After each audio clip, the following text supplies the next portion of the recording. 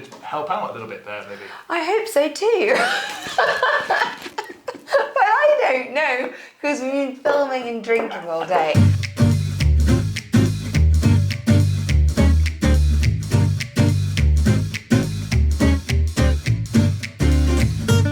Hello and welcome back to Boozy the Beast, how to drink better. Now today we are celebrating International Grenache Day. International Grenache Day. And we've been celebrating already today, so I apologise in advance for this episode, but you've got to get in the spirit, haven't you? You absolutely do. And we are. So Grenache is basically a very high alcohol grape.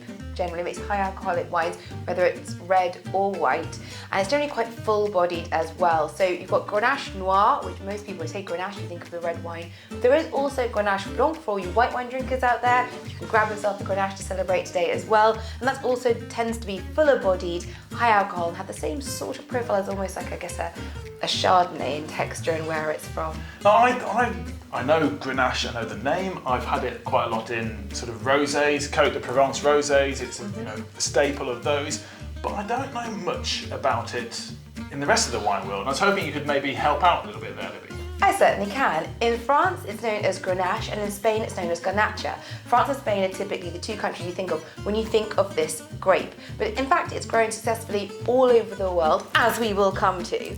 And it was described by the great Victoria Moore in her book, The Wine Dine Dictionary, which is fantastic for any wine lovers out there. It's a wonderful, wonderful, very helpful read, as a sweetly bright wine. So basically, if you look, it's got a very bright colour going on there. And it is this sort of very alcoholic wine, which is wonderful, but it typically has notes of cherry, strawberry, and it's got that spice, that sort of like baking spice or clove, cinnamon. It's been likened by more than one person to Christmas cake, and the warmer the climate it comes from, the more stewed and jammier those fruit notes can become. And this one that we're drinking right now is actually from South Africa, but I'll come on to that in a second. It's mostly known, if you know the Côte de Rhône. You know the Côte de Rhône. Yeah, I do. We did an episode a couple of weeks ago about Côte de Rhône and the wines there, the GSM blends, which stand for Grenache, Syrah and Mourvèdre. Absolutely, top of the class for you, A star. First time ever. But the GSM blends of the Rhône, shown by these wines here, that's where a lot of the Grenache comes from. You think of like the big players, the Chateauneuf de Pape's, as well as all of the smaller and amazing Côte de Rhône village and named villages they have there that use it in blends, but it can be a single varietal as well. In Spain, where it's known as Garnacha, it's actually used a lot in Riojas because it takes oak barrel aging really, really well. And you were talking about how you drink rosés from this grape. It's used in a lot of rosés, Navarre rosés, other places in Spain and around the world, because it gives a sort of textural backbone. You can have a slightly deeper colour to those paler Provence style rosés you're used to. It's fantastic, great for rosés as well. And so, what should I be looking for in terms of pairing Grenache with what I'm eating? It's an excellent question, because this is a fantastic food wine.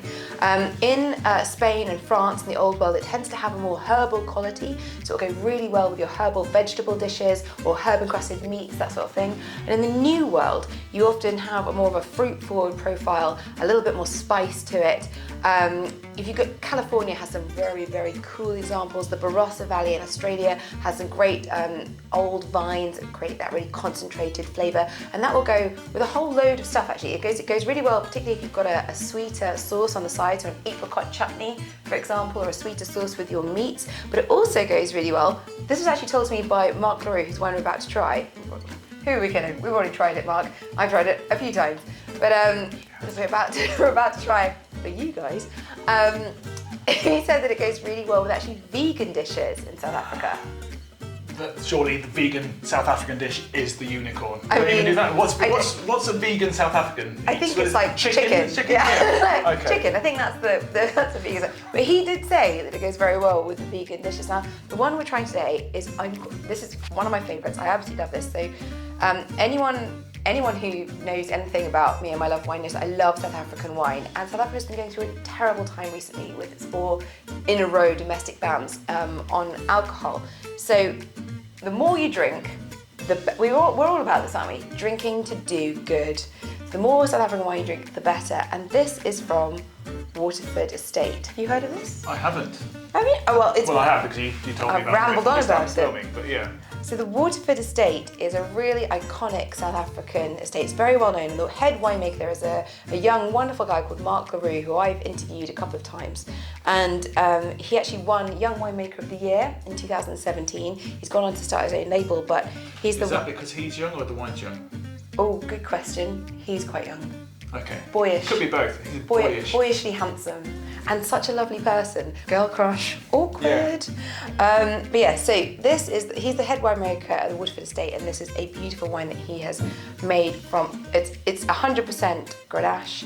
And should we give it a go? Yes. Like I haven't before. Just our first taste. Our first taste. If you look at that colour, I'm not sure if you guys can see it, but the colour here is really, really bright. And you'll find that with a lot of Grenache wines, you've got these really bright, it can be a ripe, bright cherry crimson, and it can go all the way through to garnet and tawny as it ages.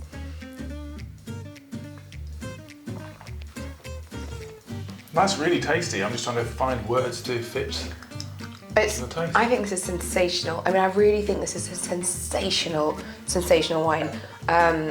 It's so beautiful and it's so lovingly crafted. So when I was speaking to Mark about this, it's grown in Stellenbosch and the grapes are grown in fact their own little microclimate. And then Mark shipped over porcelain vessels from Italy to South Africa to age part of this wine to keep it sort of that light, lively, fresh feeling. So it's an incredibly beautifully crafted wine. It's available through Rakq. They are... Nice Rakq. I so saw that coming. They distribute amazing South African wines. They know the wine producers really well. They get to know them very well on a sort of friendly level. So I would highly recommend checking them out and getting yourself a bottle of this Waterford Estate Grenache Noir. And just so you know, Grenache is often just put as Grenache on the labels. When you see it, it generally means just the red grape, but to differentiate, it's Grenache Noir is the red, and Grenache Blanc is the white. But anyway, they are just minor details. What we're trying to say is happy Grenache International Wine Drinking. Is that what we're trying to say? Drinking day. Cheers! I feel like you've broken. And cheers. Cheers.